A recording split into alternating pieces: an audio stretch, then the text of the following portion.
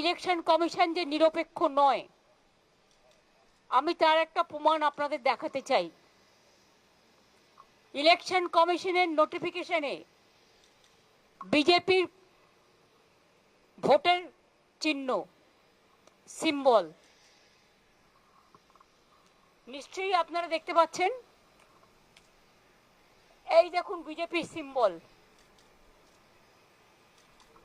একটা election commission তাহলে কার ইশারায় চলছে, কার কথায় চলছে?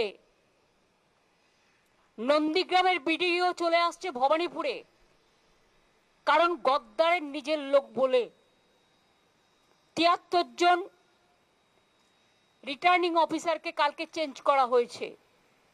এর আগে চিফ সেক্রেটারি থেকে, হোম সেক্রেটারি থেকে, ডিজি থেকে, সিপি থেকে প্রায় ৬০-৭০ জন আইএস আইপিএস কে বাংলায় যারা কাজ করে বাইরে পাঠিয়ে দেওয়া হয়েছে। এবং কখনো কখনো বলে না ঠাকুর ঘরে কে, আমি তো কলা খাইনি। and now the cat is out of the bag. Election কমিশনের নোটিফিকেশনে বিজেপির চিহ্ন। তো ব্যাকডোর থেকে খেলছেন কেন? সামনাসামনি খেলুন, সবাই তো বুঝতে পারছে।